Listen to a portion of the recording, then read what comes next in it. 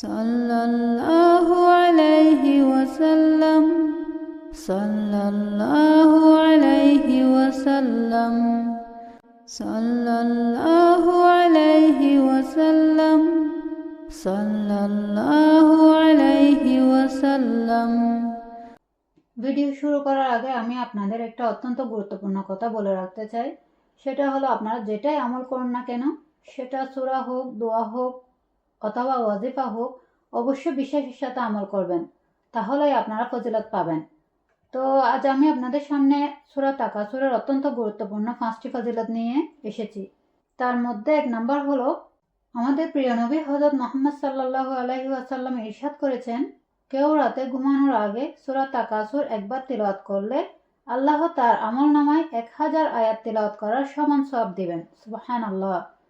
2 number হলো, সূরা তাকাসুর মাগরিবের পর প্রতিদিন একবার করে তিলাওয়াত করলে আল্লাহ তাকে ক্ষমা করে দিবেন। 3 নাম্বার হলো, হেডেক বা মাইগ্রেন দূর হবে। যখনই হেডেক বা মাইগ্রেন উঠবে, তখনই আপনি আপনার শাহাদাত আঙ্গুল কপালের উপর গোল গোল করে ঘোরাতে থাকুন আর সূরা তাকাসুর 2 থেকে 3 বার পড়তে থাকুন। ইনশাআল্লাহ মাইগ্রেন দূর হয়ে যাবে। 4 নাম্বার হলো, কৃপণতা দূর হবে। ঘরে কেউ কৃপণ ব্যক্তি থাকলে সূরা তাকাসুরের এই ওজিফাটা পড়ুন। সেটা হলো, ফজর নামাজের পর প্রতিদিন 21 বার সূরা তাকাসুর তিলাওয়াত করুন এবং পানিতে অথবা খাবারে ফুঁক দিয়ে কৃপণ ব্যক্তিকে খাওয়ান। ইনশাআল্লাহ কৃপণতা দূর হয়ে যাবে। এই আমল 41 দিন পর্যন্ত করতে হবে। 5 নাম্বার হলো, ঋণ মুক্ত হবে।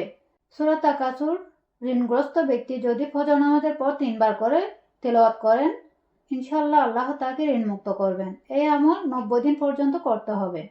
আমাদের প্রিয় নবী হযরত মুহাম্মদ সাল্লাল্লাহু আলাইহি ওয়াসাল্লাম ইরশাদ করেছেন, কেউ রাতে ঘুমানোর আগে সূরা তাকাসুর একবার তিলাওয়াত করলে আল্লাহ তার আমলনামায় 1000 আয়াত তিলাওয়াত করার সমান সওয়াব দিবেন। সুবহানাল্লাহ।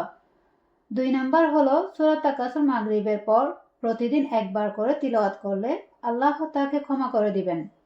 3 নাম্বার হলো, হেডেক বা মাইগ্রেন দূর হবে। যখনই হেডেক বা মাইগ্রেন উঠবে, তখনই আপনি আপনার শাহাদাত আঙ্গুল কপালের উপর গোল গোল করে ঘোরাতে থাকুন আর সূরা তাকাসুর 2 থেকে 3 বার পড়তে থাকুন। ইনশাআল্লাহ মাইগ্রেন দূর হয়ে যাবে। 4 নাম্বার হলো, কৃপণতা দূর হবে। ঘরে কেউ কৃপণ ব্যক্তি থাকলে সূরা তাকাসুরের এই ওজিফাটা পড়ুন। সেটা হলো, ফজর নামাজের পর প্রতিদিন 21 বার সূরা তাকাসুর তিলাওয়াত করুন এবং পানিতে অথবা খাবারে ফুঁক দিয়ে কৃপণ ব্যক্তিকে খাওয়ান। ইনশাআল্লাহ কৃপণতা দূর হয়ে যাবে। এই আমল 41 দিন পর্যন্ত করতে হবে। 5 নাম্বার হলো, ঋণ মুক্ত হবে। সূরা তাকাসুর ঋণগ্রস্ত ব্যক্তি যদি ফজর নামাজের পর 3 বার করে তেলাওয়াত করেন, ইনশাআল্লাহ আল্লাহ তাকে ঋণ মুক্ত করবেন। এই আমল 90 দিন পর্যন্ত করতে হবে। সাল্লাল্লাহু আলাইহি ওয়াসাল্লাম সাল্লাল্লাহু আলাইহি ওয়াসাল্লাম।